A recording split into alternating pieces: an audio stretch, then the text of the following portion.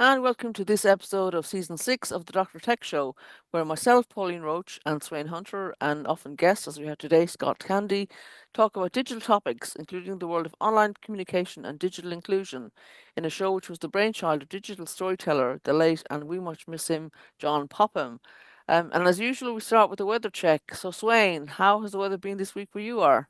Oh, it's been variable. Today is grey, cold. They've gritted the roads, so I guess that must mean it's in danger of freezing. So yes, in Orkney, it's a fairly typical 1st of December. Uh-huh. And Scott, where are you, and how's the weather been this week where you are? I'm at Merthyr, South Wales. Weather is terrible. So it's rain, extra rain, and has been for a long time. Mm-hmm. Affecting any of the local services? Yeah. Trains, there's bus services on replacements and things like that happening at the Dear. moment. A bit of flooding happening, so it's Oh, not a yeah, good time. not unusual.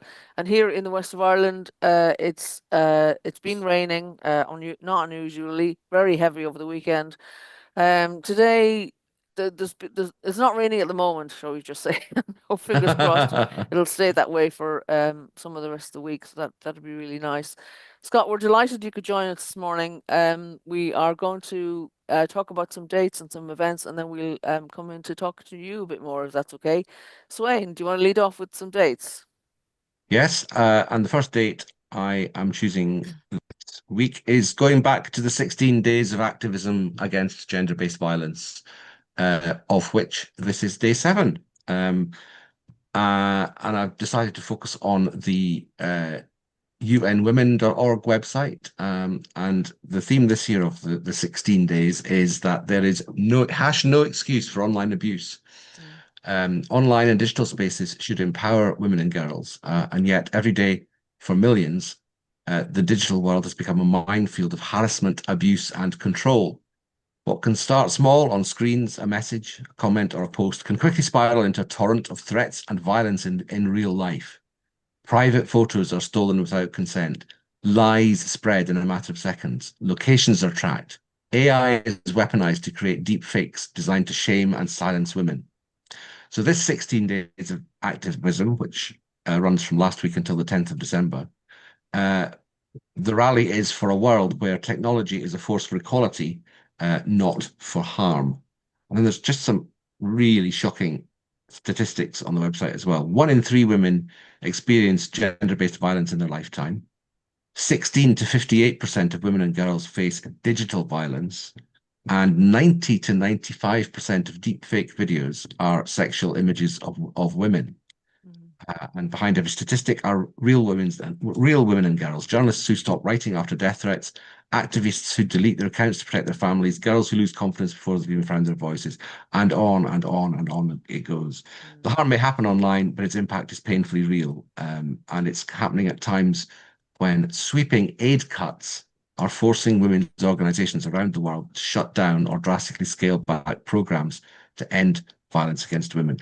So, what needs to happen now, and how do we take action? Well, one of the ways that men can take action, I mentioned last week as well, is you can look at the White Ribbon campaign in your country. It's aimed at asking men to stand up to say that they will not perpetrate or condone violence against women, and the symbol for that is a white ribbon. But in more general terms, what needs to happen is that perpetrators are held account through better laws and enforcement, that we make tech companies step up by hiring more women to create safer online spaces, removing harmful content quickly and responding to reports of abuse, and that we support survivors with real resources by funding women's rights organizations and movements. And lastly, that we invest in prevention and culture change through digital literacy and online safety training for women and girls, and programs that challenge toxic online cultures.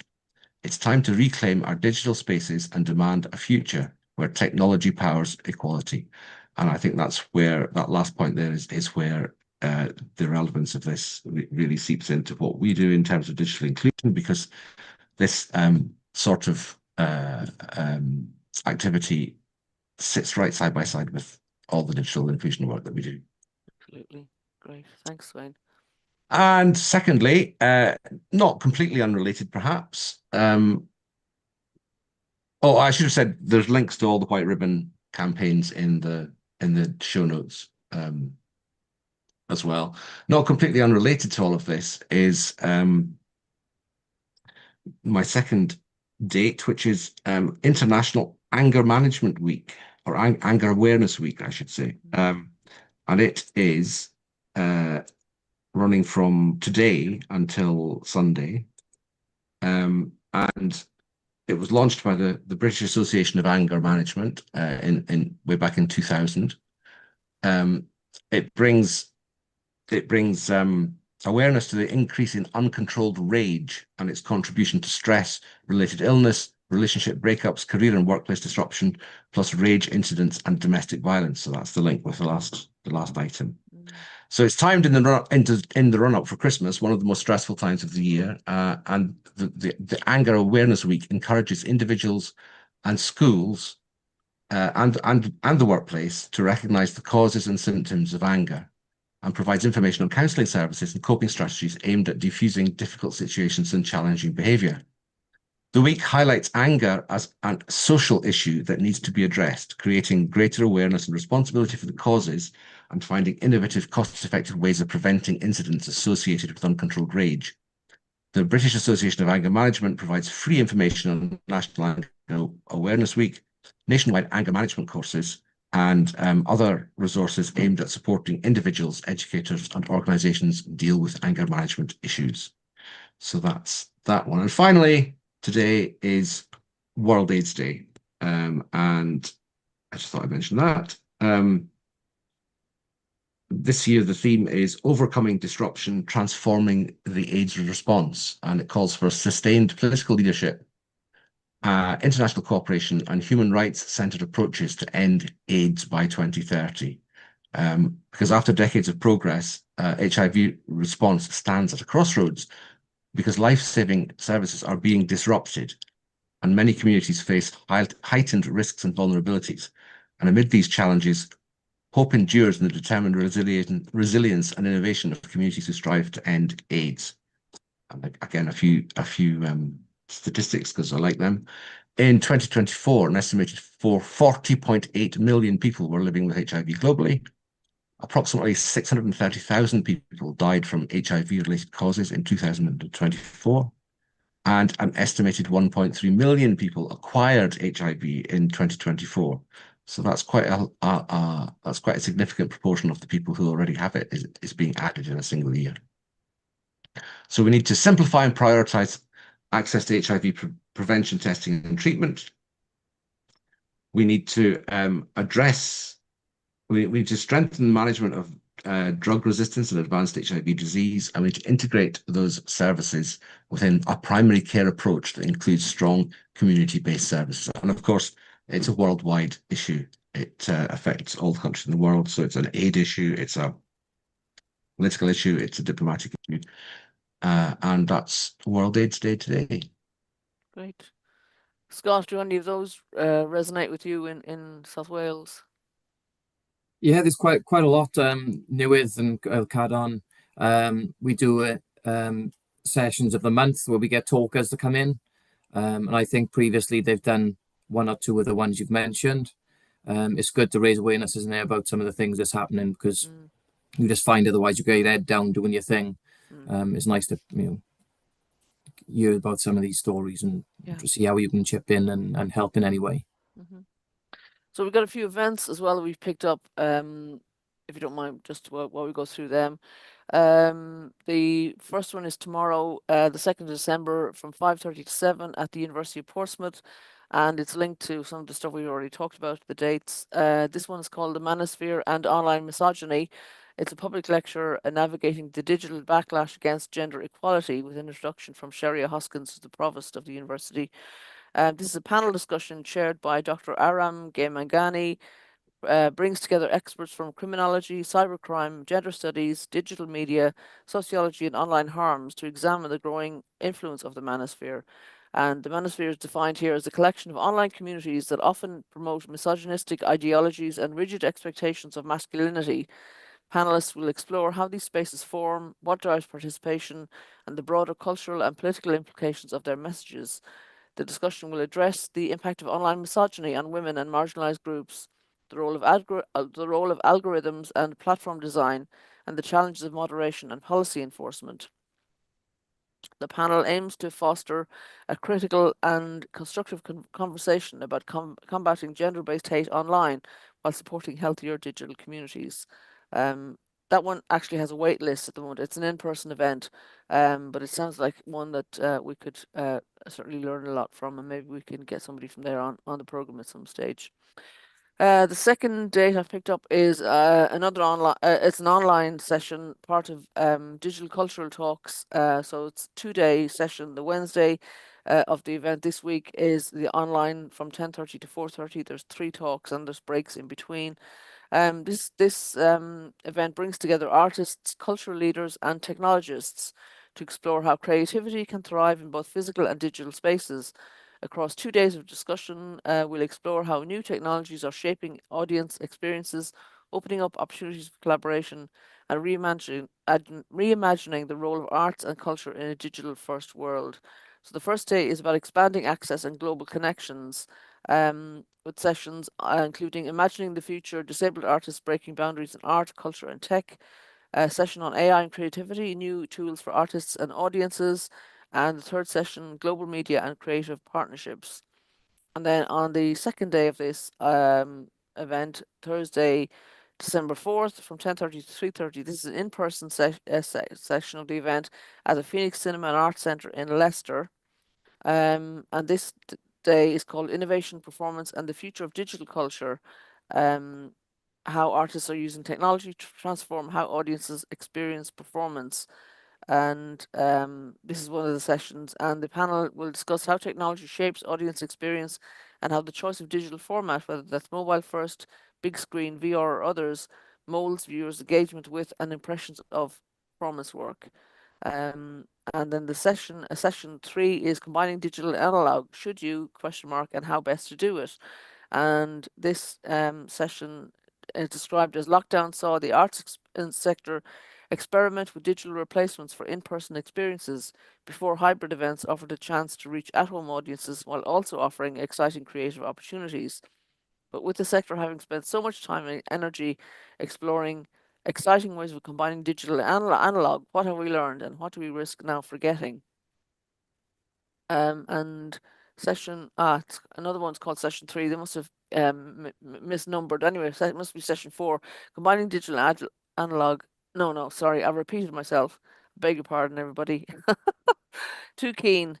But anyway, good, interesting to see how they're talking about combining digital and analog together. Yes, I'd like to hear that one. Yeah, It's very interesting. definitely. We always talk about that, don't we? How to Because get the best of both worlds. I mean, the arts and culture is a sort of special case, but it's a very general kind of issue.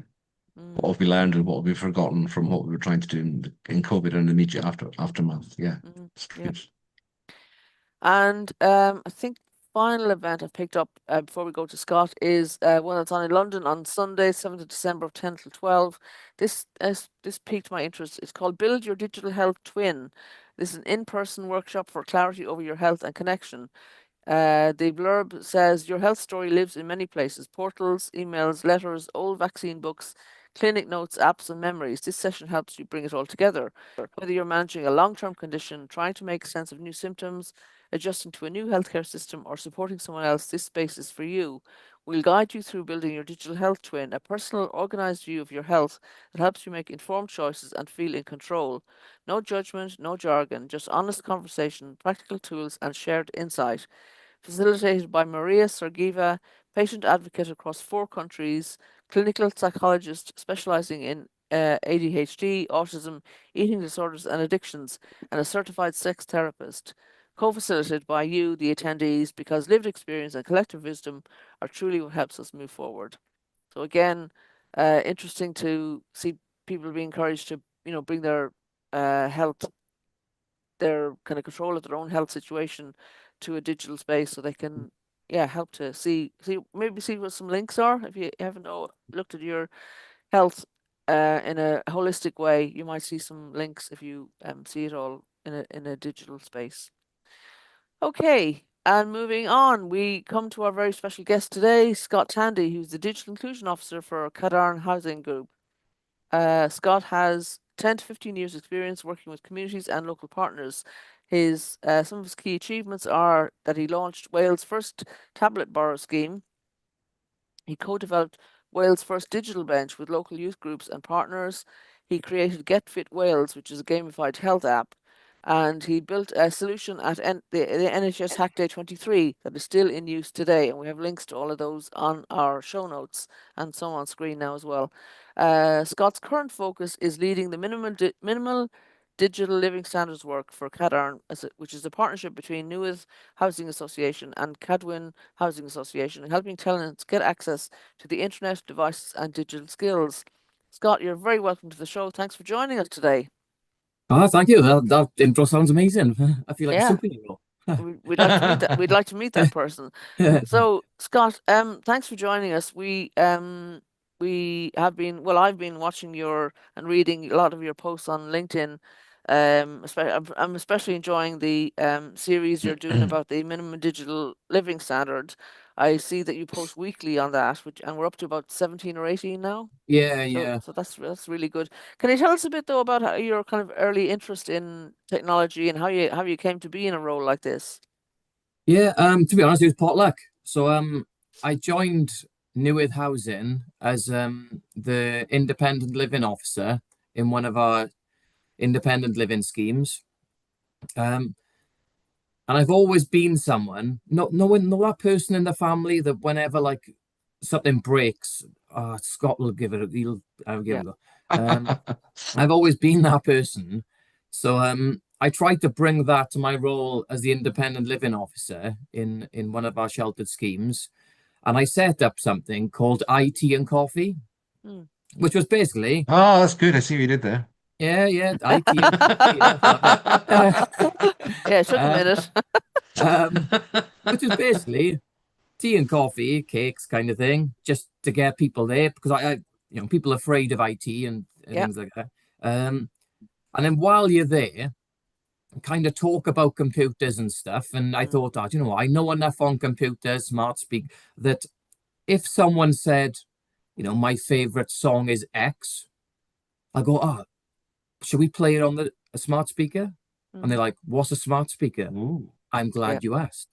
And then we can go down that. And then numbers grew and grew and grew, to be honest. So that was quite a good thing. We still try and do things like that now, and that's like 10, 15 years on. The IT and coffee sessions, because it just it can take you here, there, and everywhere. Some sessions you seem to don't talk about any tech related stuff, but you know enough to bring in conversations around, what are you talking in the pub, fishing scam, if any Christmas is coming up, if anyone had a text, about XYZ, to kind of prompt that conversation to get them thinking, oh, right, I know a bit more on that now. I can ask Scott about it, or I can do my own thing and learn it myself. So that came quite good. And then I joined from there. I had a secondment and basically stayed in the team ever since. Within the community regeneration team, which is now like advice and support, I think it's called.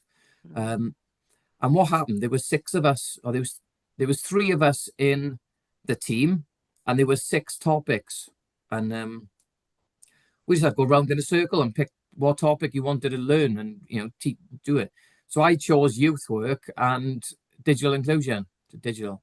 From there, they were both fairly new topics. So from there, Newydd at the time pretty much said, test and fail. Go out Right. there, try and do stuff, try and get tenant engagement. Young people to engage in the services we provide. But to do that, we understand you need to do fun stuff, or in the digital space stuff. So we cover quite a large area, to be honest. So I tried to link in with all the local authorities to set up digital Fridays, because you can't be everywhere the same time. And offer them library support sessions. So we'd be there and help, so on. So that seemed to grow from the digital aspect. But what was happening was digital work would be predominantly in the day, Mm.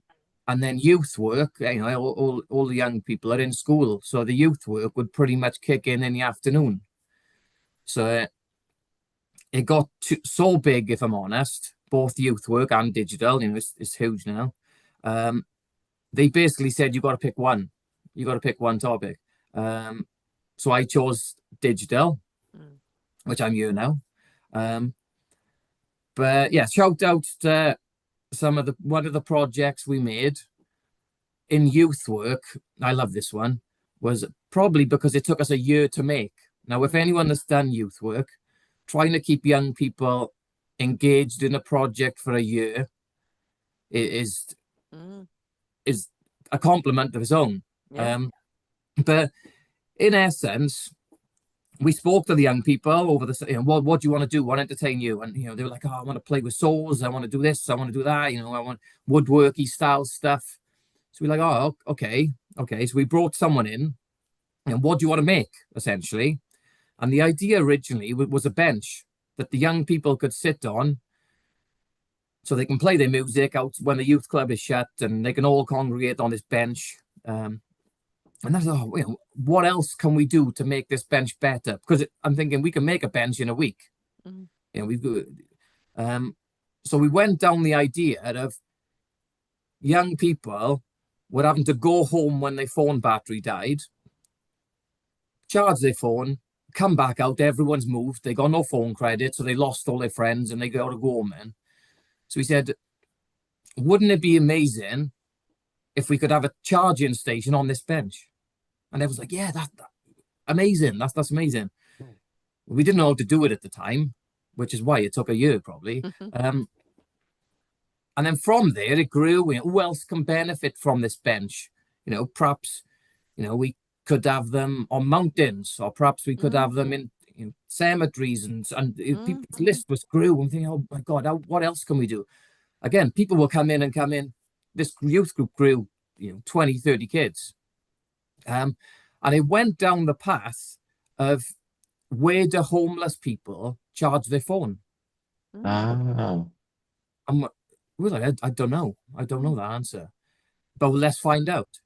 So we linked in with Coffee for Craig, I think it was at the time, and we went to Cardiff and we spoke to loads of homeless people, and they said, it's an absolute nightmare to charge your phone, as you'd assume. So we said, look, what if we make this bench with charging stuff on there? Would you use it? They're like, of course I'll use it, because it'll give me the opportunity to keep my phone going.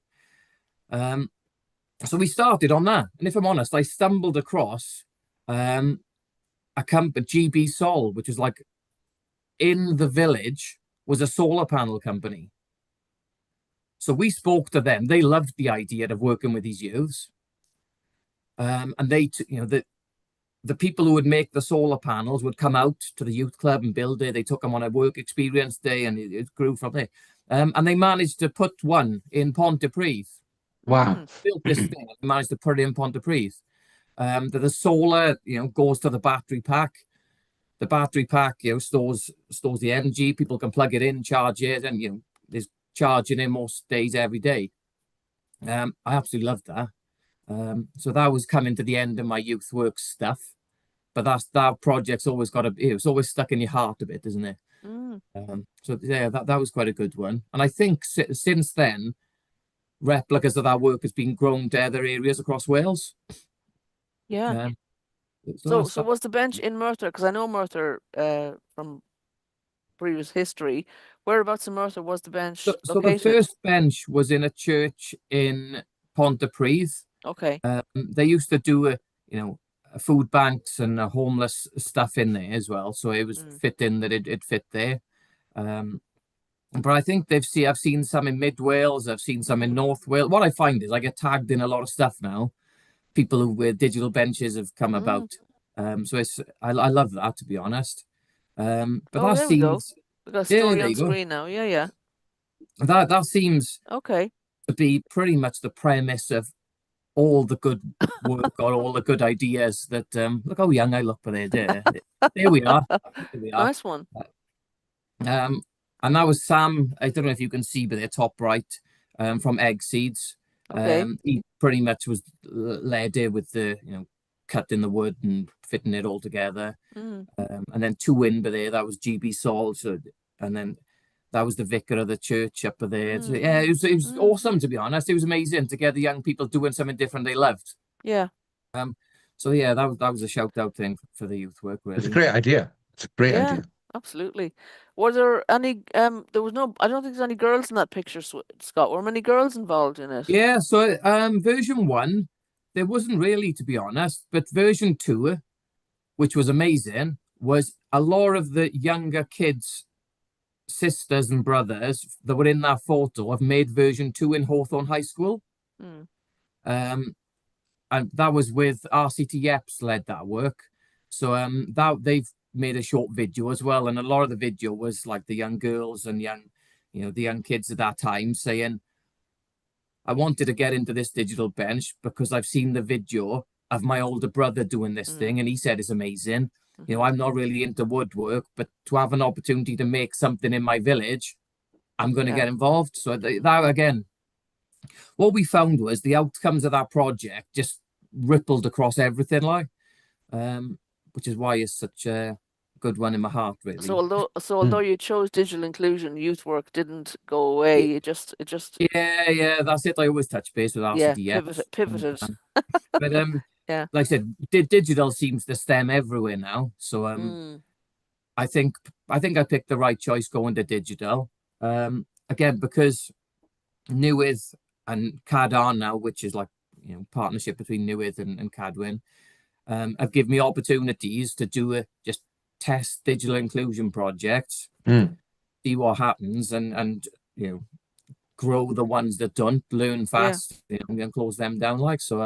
That's quite unusual, isn't it? Because I know I've worked in the voluntary sector for many years in the UK, and getting support and funding to be able to try things out and fail maybe Yeah, is unusual. So yeah, well done to your and management that's for doing that. yeah. Yeah, it's been I've been really lucky, to be honest. And like I said, you try and link in with experts or partners wherever you can, which is why probably the Vale tablet loan scheme, or Wales's first tablet borrow scheme, came about, because in that example, a tablet borrow scheme in essence sounds like buy tablets, give it to the library, they hand them out. Now it's opening Pandora's box, honest. That took us about a year, 2 years to get that, because what you questions you get asked then is, what devices? So you're thinking, all right, do we go Apple? Do we go Android? What security features are we having on there? What's to stop someone from just taking it and not giving it back? What apps are you going to put on there? What happens if someone spends loads of money on the apps and they got to give the app back, got to give the device? What happens if someone takes the charger and replaces it with a, weathered, beat up charger? There's a million questions then that you open. You think, oh right, damn, I thought this was going to be like a 2-week turnaround. And it was far from that. It was far from that. But in that example, Digital Communities Wales at the time, the local authority, the library service, us were really keen to get that going. And it was probably fitting because everyone in that area was doing digital things. And I think what we said was, no one has the capacity to make this on their own. And we've unearthed this mammoth task that you think, oh, well, we didn't think that. And it's just too big for one person. And so that's how that came about. Was we were chipping away at that, and finding companies, ATP Enable, a man Taylor, there's some other companies and people. They were almost heroes in that way, because when you're looking at MDM, when you're looking at other things that's quite IT heavy, or you think, look, it's going to take you months or forever to learn these things, when you can when we found these people or these organizations, they were able to, take care of that bit, to Is make that sure that you commercial meet the companies? guidelines and so on. Is that commercial companies who were donating devices, or what was their Um, so involvement? so what ATP Enable, what they done, they helped us with the prevent duty guidelines, I think it was called. So, Mm, for example, if someone went on the internet on one of our devices and accessed things they shouldn't, you know, who would be responsible for that? yeah. So they put safeguards in place, similar to when you go into a library and you use, Mm-hmm. the free Wi-Fi, you can't go on stuff Mm. to cover that. And a man Taylor, oh, I forgot the company he works for now. He helped us with Samsung Knox. So Mm. on our Android devices, we had Samsung Knox, which was the MDM, and we had no experience of that. What's And he, MGM? Sorry. sorry, it's sorry.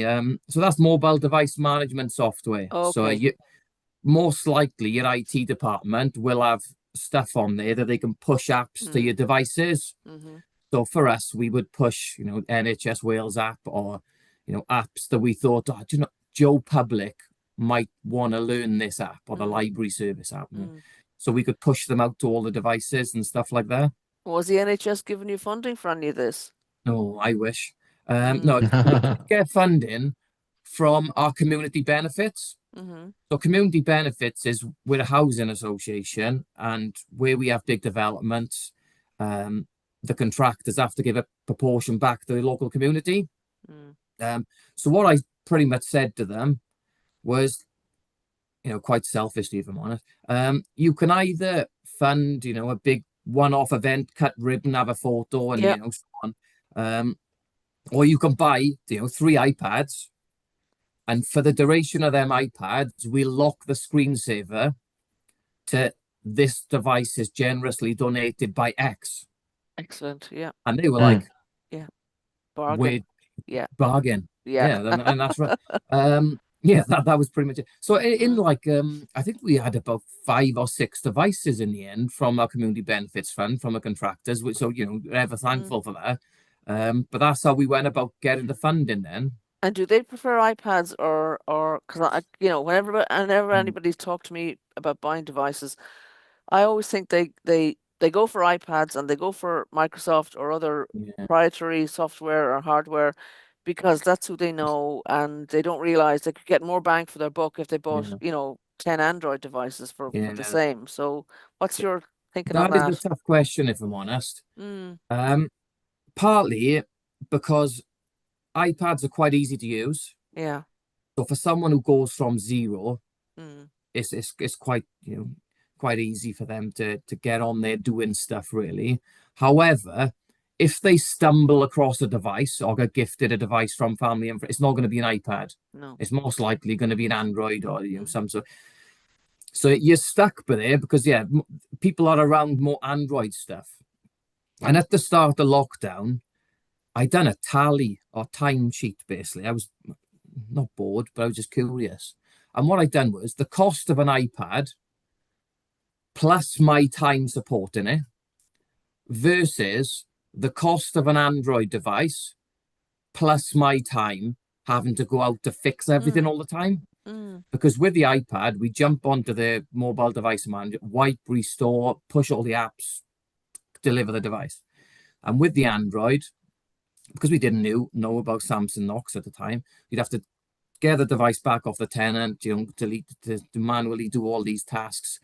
Because we were given £50, £100 devices, the microphone, you get questions on the microphone, the video, mm, it'd be full, it'd be there. And it was fairly even, if I'm honest. The time I spent going out to fix the mm. Android stuff was roughly the same cost as buying a new Apple device. Yeah, I haven't heard that cost benefit analysis before, but that makes a lot of sense. So Yeah. you've persuaded me, Scott. Now I might be more Oh, persuadable in the future for people who make it. But no one has ever said that. It said it in that way before, so that's a new one yeah. on me. If Thank if you. if like I said, if you're not supporting the tenant Mm, after you give them the device, Android is probably the best option to go down. Mm. Like I said, we do a gifting scheme, and I'll talk about MDL, the mobile device, I remember, a minimum digital living standard stuff. But Mm-hmm. as part of our work, we do a gifting scheme, and we've give out, 40, probably around 40 Android tablets and laptops, and none of them are Apple, Mm. if I'm honest, because we've went down the route of using recycled computers Mm-hmm. to give them, and we'll support them then to get them what the skills they need, really. But yeah, we've decided to go down the Android route on that one, or if I'm honest, whatever we can get, Yeah. because our process of getting devices, our process of getting devices is we set up a scheme through Cadarn whereby when staff do refresh all their tech, there's usually a bunch of laptops and tablets that usually you would go to the computer recycling company, taken apart and or repurposed. Mm-hmm. And we said, can we have them? We'll work with Computer Recyclers UK, which are like a local, computer recycling company. They'll wipe, restore them, upgrade them, so on, and we basically buy them back for a tiny percentage of the price. So we've got more bang for our buck now out of the funding that we've had. So we're able to support more and more tenants that way, doing that then. Mm-hmm. Mm-hmm. That's really good. Yeah, you mentioned the minimum digital living standard work. Can you tell us a bit about that? How you got started with it, on what's happening and what your plans are for the future? Yeah. So the minimum digital living standards, for people that don't know, it came from Welsh government, and they've done a research with, I think it's Liverpool Mm-hmm. University, might be Loughborough University, Yeah, Liverpool. which basically said, there's a basket of goods, or there's goods the tenants or people need, goods and skills Mm-hmm. essentially, that people need to thrive in today's world. And there's no jump out more things, access to a device, access to good internet, and the skills you need to use that stuff, and to work confidently online. So we applied for funding, and we managed to get it, for pilot 2. So pilot 1, they done 2 housing associations in Wales, and then pilot 2, I believe there's 9. Mm. So there was 9, and we were one of the 9. And then for 9 months now, we are sharing our learnings on trying to embed the MDLS work across our housing associations. So for ourselves, myself and my colleague Nia work on it, and how we've gone about it. What when you have funding, it's amazing, but it's how do you embed it to make it Mhm. last? Mm. And that's the Mhm. bit we're trying to work on. So how we've gone about it, and other housing associations have done it, different to us, is we've built something called a digital health check, Mm-hmm. which is basically a posh way of saying a digital audit of the household when they move in. Mm. Yeah. So when tenants move into our houses, they complete this digital health check, which asks the minimum digital living standards questions and a bit more to support our housing stuff. And then we try and map the estate, or map the village, or map the development, whereby you'll identify, for example, 90% of the new development is got access to device, looking to get internet, got the skills to do everything. But then there's 10% that need these help and need Mm. this. And then that allows us to work quite proactively to try and meet them and say, look, we offer this support to you on it. Rather than waiting, until the tenant gets in, struggling, or gets into Mm. whatever, and needs desperate help. So the idea of that was, if we can get that, tick that off when they can move into our houses, they'll know Scott and Nia exist. And when they have future digital problems, they'll phone you with and say, "Is I need Scott and Nia's help," basically. Mm. And what kind of queries are you getting? And do most people want help? Quite a lot of people want help. It's quite surprising, if I'm honest. The skills, people are good on phones. That's what we found. When you're saying, can you do a CV? No chance. Even can you connect the device to your router?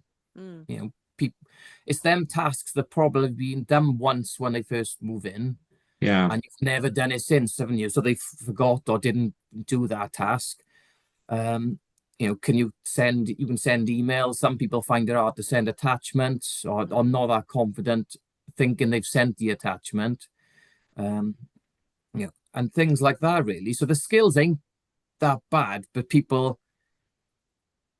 what you're finding is people don't have all of them, if I'm honest. Mhm. The devices they've been given, some are new, but of the people who are not that good on a computer, because they don't know how to use it, they just, had the hand-me-down of the hand-me-down, haven't they?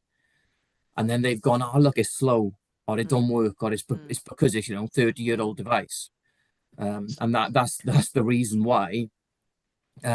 So that's when we use then the devices that we get from our repurposing to work with them to try and get them the skills they need Do to you do find that. people end up feeling stupid or lack confidence and just blame themselves rather than the technology? Yeah, 100%. 100%. So people, Yeah. what we found was you've got to go in there as a person, not as like a corporate person.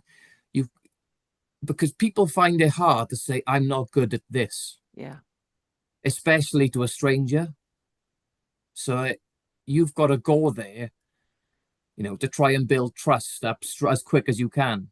Yeah. And show your vulnerabilities just as much as they in the hope that they go, oh, do you know what? I really haven't got a clue on universal credit. And my phone is cracked to bits and I can't do nothing. And I've been trying to join my online course or something, and it's not, to open up and say that. People don't like saying they're not good at stuff. Yeah. That's the hard bit. Yeah. Yeah. I'm honest. And have you worked with libraries very much?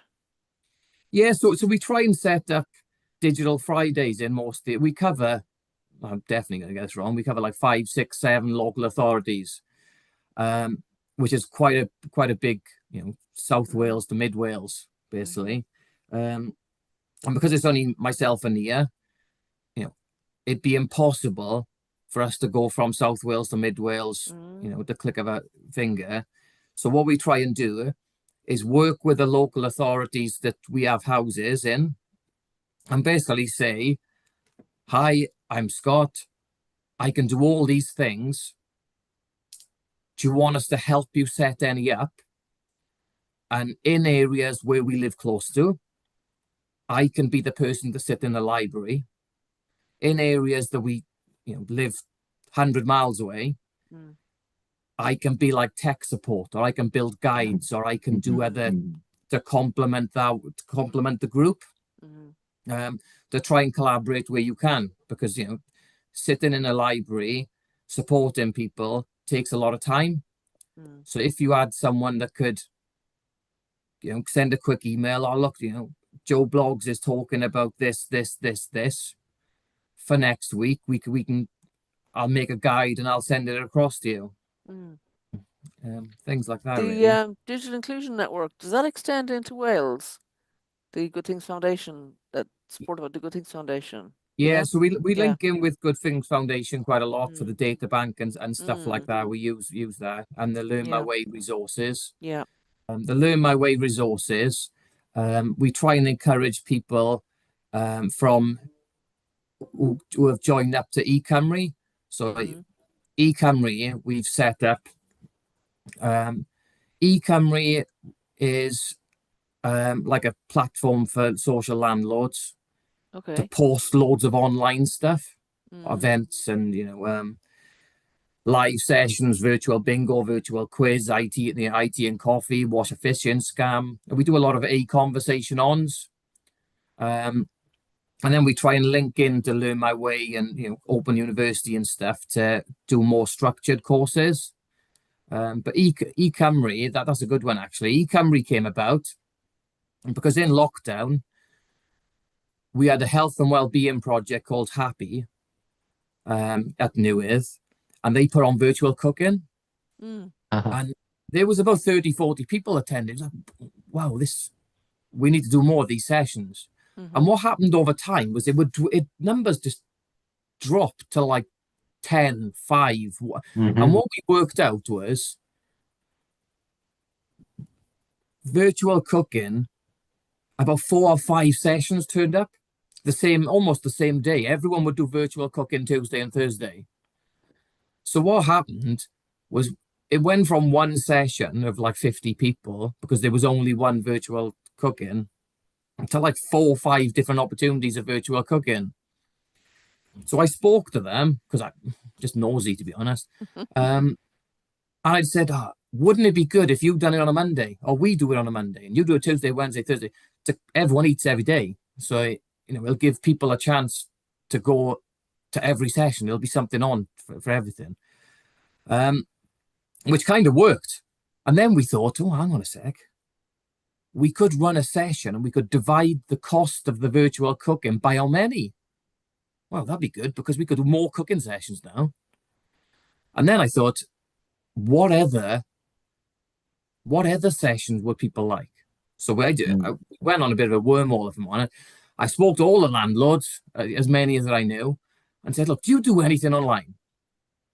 If we contribute, if we pay a portion, can we promote it to our tenants? And basically everyone said, it was like 15, 20 housing associations in Wales that basically said, yes, I think something like this will work. So we set up eCymru then.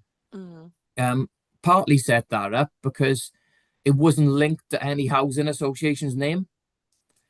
So it was a standout, because what we didn't want is a housing association in North Wales or something like that saying, oh, I'm doing stuff for Newydd, or I'm doing stuff for Cadarn. Well, that's not the case, really. So if we set it up for eCymru, everyone felt part of it, and everyone grew it. So that's how we come up with eCymru then. Oh, there we go on the screen now. Yeah, connecting the housing community. Yeah. How many? So you've got have you got all the housing associations in Wales part of this now? I think there's about 15 or 17, something like that. On there. Oh, there we go. Yeah. And again, the idea is in essence, you can achieve more together, can't you? So what we said was, if I run, an virtual IT session, because I run them anyway for our MDLS people online, I don't really care if someone from Mid Wales comes and asks questions, because more than likely, the other people in the group will probably want to ask the same question. So it doesn't matter. And people got that idea. People said the same. I do a virtual quiz once a month. Oh, well, our tenants in our independent living loved that, and they attended that. It's just something that made our basket of events grow from one person doing one session. All of a sudden, there's 20, 30 sessions going on. I wanted to ask you, Scott, about the hack day that you went to in the NHS hack day, particularly because I looked at the video of the interview you did with Anne-Marie Cunningham, who we know, and I read the write-up, the blog post that you wrote about it, and it mentions portals, and Facebook unfortunately aren't supporting portals anymore. So what happened at the hack day, and what's happened since? So what happened at the hack day was, for about a month, 2 months before that, I thought, how can we get our tenants involved in virtual events in our independent living schemes? Now, they don't have the skills to do it at home on their own yet. So how can we set up something in the communal areas of our independent living schemes that they could just turn up, join as a group, and take part? So that sounds easy. And then doing the research, it was like, at the time, it was like, oh yeah, you can buy this thing for like 20 grand. And I was like, oh, well, I don't have 20 grand, and I have to buy 5 of them. And I was like, oh, look, it got to the point where you're like, oh, this is a good idea, but you can't do it with less than 100 grand. And I was like, oh, absolute gutted. And a friend of mine told me about the NHS hack day. And I just thought, oh, look, I'll go, I'll see what it's about. And I watched some videos, and the idea of the videos, if you haven't been down it, you come down, you've got a minute to present your problem. And all these people are coming down with problems. Thinking, oh, that's amazing. I'd love to be involved. Oh, my God, it's incredible. Oh, look at that, look at that. Mhm. And I thought, you know what, I've been stuck. There's no other way of me fixing this problem outside my skill. I don't know. There's no other way. I thought, do you know what? I saw all these people going. I thought, I'm going down there, and I'm gonna say my problem. Mm. So I basically said, look, I want to connect independent living schemes virtually. Unless I got 100 grand, I can't do it. What what ideas have you got? Mm. And that was the day, or roughly that day, the portal come out. Right. Uh-huh. Okay. Meta portal. Mm. And I didn't have a clue on it. And we said, what you do is you have a whiteboard with your problem, and people write down ideas or notes, and from there's a bit of a working group. And basically they said, how much money have you got? I said, oh, well, I could probably get £1,000 or something like £2,000. Mm. They said, oh, do you know what? If you can put a TV in each of the rooms, like I said, this new thing has come out, the portal, and we'll give it a go. We said we researched it, we done this, what connections, what wires you need, and so on. So I bought two, basically the day after. Mm. And I set it up. I was like a kid in Christmas. I bought two, I set it up, and it worked. It connected to our communal Wi-Fi and our internet in the schemes, and it worked. We thought, oh my God, I think this is we've done it. I bought another three, set it all up. I set up each of the independent living schemes as a Facebook account, connected them all together, and then hid their account so they could only call them and me. Mm. And then what happened was I would just video I knew when people were doing tea and coffee in the communal lounges, I'd video call in. Mm. And they absolutely loved it. Yeah, they absolutely loved it. And then we used that for like housing stuff. So we had like the chief exec done a video call onto the portals. Mm. We have had the housing officers video call on there. I do virtual quizzes and things like that. And they just do like a coffee and a catch up to speak to some of the other schemes and so on. But now, that was, I don't even know what year that was. Now, Meta have said, no, we don't like it. We're going to bin it. Yeah. So we are testing new ideas now. And one of the ideas we're testing is we've been gifted tablets, Samsung A9, I think they are. And what we're hoping to do is to wall mount them, put them in kiosk mode, use a webcam and attach a webcam to the TV, so the tenants can only click on Zoom, basically, or music, certain apps, which will screen mirror to the TV. Yeah. So we're testing that at the moment. It seems to be working okay. There's a few pressing, but we're trying to get the screen to zoom out as much as we can. Ideally, you want big icons, don't you? Yeah. To make it as user-friendly as possible, which was the benefit of the portal, because the portal used a TV remote. Yeah. And everyone knows how to use the TV remote. So everyone was like, oh, go on, I'll do it. And, you're almost fighting over who wants to turn the portal on. So we don't know how it is going to work, but what we're hoping to do is to test it again in one or two of the schemes. And we've got a little Teams group we have, because, again, this isn't like a Newith problem or a Cadarn problem. It's an everyone problem, really. So people are testing different ideas and feeding into this chat group to basically say, oh, don't use this wire, don't use this tab, don't use this, I tried this, and so on. And hopefully together we're going to stem to a solution. But that's the path I've gone down. So I'll have to report back on that to the group. Absolutely, yeah. Absolutely. Sweyn, I seem to remember a device that we talked about in some of the early seasons of the show. Remember that one that was like a TV monitor that just needed one button? Yes, I can't remember what it's called. It was quite No. expensive. Yeah, it was. Yeah. I don't know if that's There's a still. few of them that are designed Mm, specifically for people who are receiving care, mm, where it connects the person who's receiving the care with friends and relatives Mm. elsewhere, but they don't have to actually do anything other than just Yeah. perhaps switch press it one on, button. Yeah. press one Yeah. button. Yeah. Mm, Yeah, but yeah. that's a kind of different case from in a housing setting, I would suppose, because I mean, Mm, you have all sorts of different types of people within the housing setting, whereas who might be many of whom might be a lot more capable than someone who's kind of almost bedbound mm. Yeah. receiving care. I know the other thing that you've created, Scott, is this Get Fit app. Is that still going strong? Are people Yeah, using yeah, it that's very still much? going Yeah. strong. So the story of Geffe Wales was, I think it started when I was doing youth work. Mm, So we linked in with we done like a football project, and some of the girlfriends of the people who played football would turn up and stand on the side basically.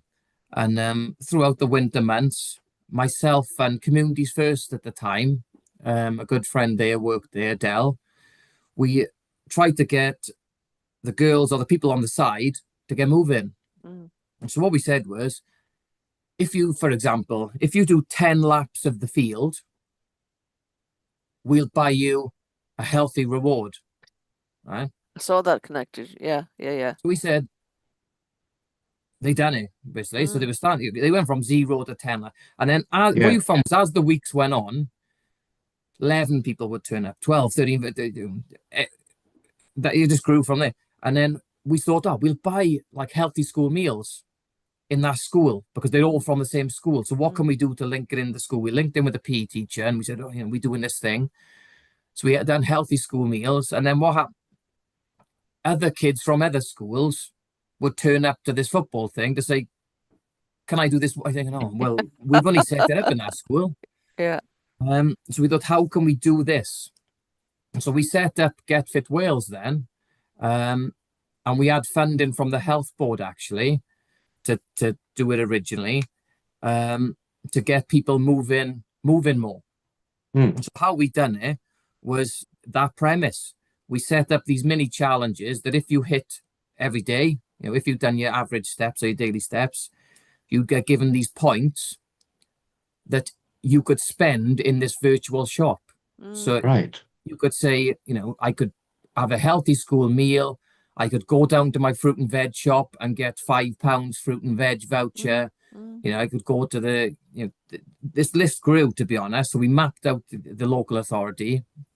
And then, like I said, the health board said, we have people who would benefit from this. Can we encourage them to come and join the program? Well, yes, we loved that. And then we linked in then with University of Wales Trinity St David, who said, look, I love this idea. What research or, mapping and stuff do you do on it? So we like, well, none. It's just me at the mm, moment. And I have no skills in research or anything else. So they linked in it. Oh, they took it to the next level then. So, they gamified it. mm, And we worked with loads of users and new users on badges we do, virtual challenges we do now. So they gamified it. We done things like a day in the life of, which was quite fun. So we give a Fitbit to like a fireman and someone who works on the ambulance, policeman, and all these other jobs, hairdressers, and mm. as many people as we could, um, to count their steps for a week. And we put that into the challenge then because we wanted to make it as real as possible. Excellent. So, like, Yeah. are you as fit as the hairdresser? Yeah. Are you as fit as the fireman? Are you as fit as a policeman? You know Brilliant. what I mean? And we Yeah. done things. The challenges, yeah, they were good, and people would put in their own challenges. Yeah. Yeah. I walked Roth Park, which is a big 10 times. I clocked this many steps, and we'd Mm, map it and put that challenge in. Then mm-hmm. again, that was the idea. Then was they gamified it, and Mm, how it works now is when you make 100 points, you can claim a region of Wales or a piece of land in Wales, and then your username goes across the app to say, like, Scott's won this area, and basically you flip it over, and there's a reward on there, or there's a Brilliant, badge on there or something. brilliant. So you've Yeah, won, yeah, and every quarter, every 90 days, every time someone completes one of the, claims a piece of land, goes into a big raffle then, and there's loads of, vouchers and things like that people win. excellent. And it's going really well, to be honest. I think you could give Strava some ideas there, Scott. In fact, I think Yeah, a lot of your ideas I could easily see turning into commercial ideas. So, yeah, if any big commercial firms are out there, I think they should be listening to you and seeing what, because you're experimenting with things that they will never have access to, because you have the trust and confidence Mm, yeah. of the people that you're working with, mm. and more power to you for using it for good. It's definitely tech for good. Mm. We're going to have to bring the show to a close, Scott. I'm sorry. I think we could probably talk all day about other ideas that you've got. I'm sure you've got a list of things. So No, we'd love that's to have you okay. back on the show again in the future. If you're happy to join us, we'd love to have you and see how things are getting on. If Yeah, people sounds want to awesome. contact you outside of the show, Scott, what's the best way to do that? We've got your LinkedIn profile. Is that a good way for Yeah, people to contact you? yeah, you can message me on LinkedIn anytime, any questions, to be honest. I'm happy Mm-hmm. to share all our work or try Mm. my best to answer any question I can. Um, Don't give it all away, Scott. You might want to keep a bit for mm, your tenants. yeah, But thanks very much. I'll continue to follow you or your posts on LinkedIn, which are very useful and interesting. And we wish you luck in the rest of your work. Thanks very much, and hope everybody who's listening has a good day and a good week, and we'll see you next week. Thanks very much. Bye. Bye bye now.